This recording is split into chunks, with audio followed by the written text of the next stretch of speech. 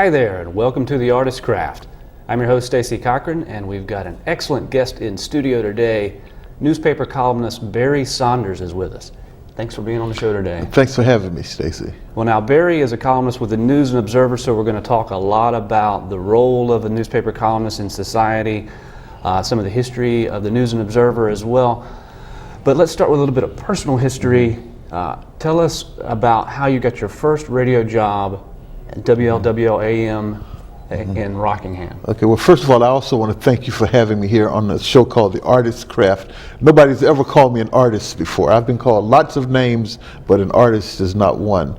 But my first job on radio in Rockingham, North Carolina, was on an AM station back when AM ruled the airwaves. And I had called the station up one day complaining that they didn't play enough black records. And I talked to the DJ and I said, why don't you guys play more black records? And there was a pause on the other end. And he said, all of our records are black. And you know, he and I shared, we started laughing over that. He invited me down. Next thing you know, I'm doing a talk show on his station. And that was Bob Perkins. Bob Perkins at WLWL in Rockingham. What was he like? Bob was an irascible sort, but he was a real radio entrepreneur, and he knew a lot about programming, and he knew a lot of people would listen to my show just to say how much they hated it, you know, which is sort of what I get now as a columnist with the News and Observer. I think half the people who read me like to read me just so they can get angry, and the other half read it because they actually like it or want to be amused. So what was the program that you actually had at WLWL? It was a current affairs show, and I think it came on like at 12:50, from 12:50 to 1 p.m. Yeah.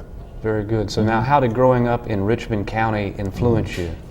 Well, when I grew up in Rockingham back in the 60s and 70s, it was a lot like growing up in Mayberry, to be honest, you know, but of course that's looking back at it with a kid's eye, you know, and you know, you didn't have all the problems of the world, and that was before MTV and all these things made the world a much smaller place.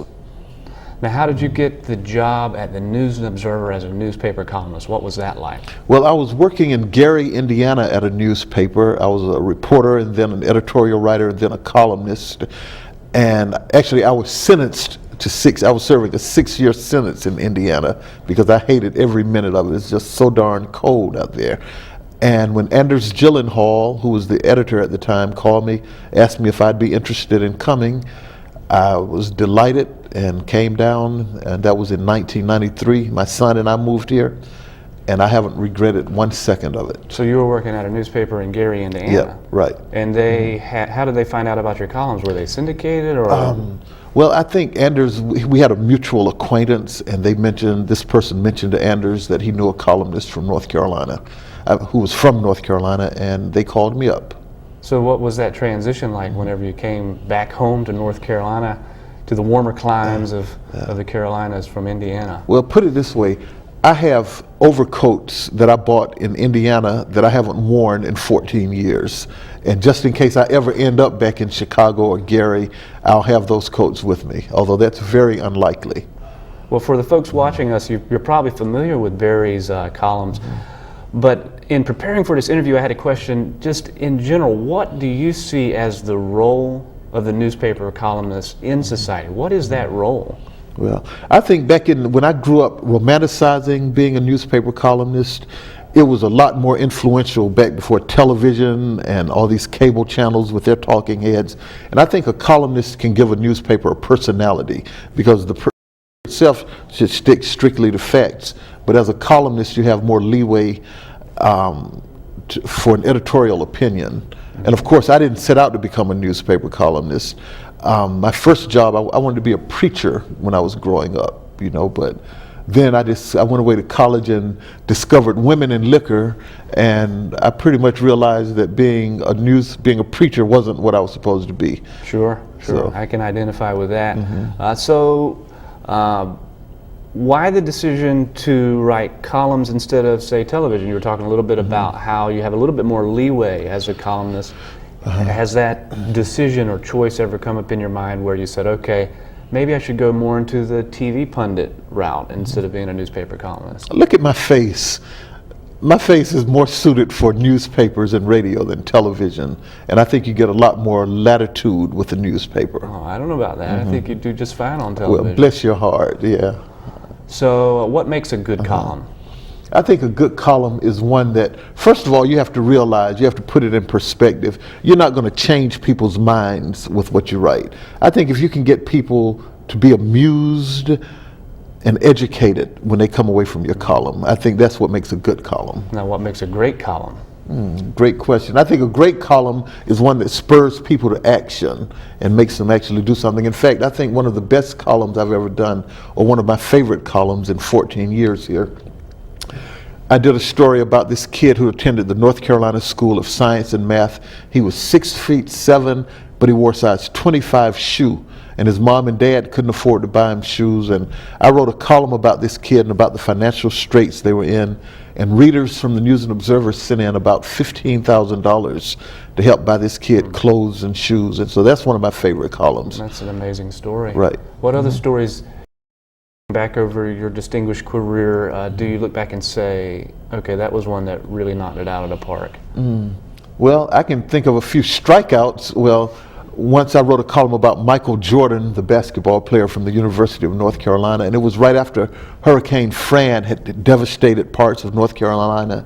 And I think that's when he chose that weekend to open his new restaurant in Chapel Hill. And I was livid, and I wrote this great fiery column about how selfish this guy was, how he never did anything for anybody, and all he wanted to do was make money. And it was a really great column, except that it was wrong, because it turns out that he had sent a truckload of Gatorade and underwear down to Wilmington to help people out. He didn't send it, but they sent it under his name. Well, so he definitely has the persona Right. of being a very compassionate, caring, and giving individual. You think he does? I think I grew up thinking if you can't say something good about somebody, say something rotten about them. And Michael Jordan, the only thing good I can say about him, he's a great basketball player. And I think his whole being begins and ends there. He's never taken a stand on anything. He's never spoken out on anything that might cost him money. And I think his epitaph for a lot of people will read, when he dies, his epitaph will say, "Republicans buy tennis shoes too," because back when they tried to recruit him to campaign for Harvey Gantt against Jesse Helms, that was his asinine comment. He didn't want to alienate Republicans by speaking out or supporting Harvey Gantt. Let's talk a little bit about some of the famous newspaper columnists that might have influenced you. What do you know about Mike Royko? I think Mike Royko is probably, if he's not the greatest American newspaper columnist, he's in the top 5. And the fact that he had one time, I think he was writing 6 or 7 columns a week. And I write 3 a week, and I see how hard that is. And to imagine somebody 7, they range from good to great columns a week, I think is just astounding. And my other favorite columnist, of course, is Professor Chuck Stone from the University of North Carolina, when he used to be at the Philadelphia Inquirer, the Daily News, and Louis Grizzard, who was a columnist at the Atlanta Journal-Constitution when I was there. And you actually worked with him at I worked with him at the Atlanta Constitution. Well, worked with him as being a bit liberal. I was a copy boy at the time. You know, when a reporter or editor was on deadline and they didn't have time to go get lunch or get their clothes out of the cleaners, I was the one who would go get it. And then I got promoted up to obituary writer. So you know how far down on the totem pole I was to be promoted up to obituary writer. You got to start somewhere. Absolutely. So what was Louis like? Louis was a good guy. You know, his columns gave off this persona of being one of those good old boys, you know, but actually I don't think there was a whole lot of good old boy in Louis. He wore Gucci shoes and drove a convertible Cadillac. He was a member of the country club in Atlanta, and he played tennis. So I think a lot of his fan base would have been dismayed to realize that he wasn't as much a man of the people as his persona exemplified.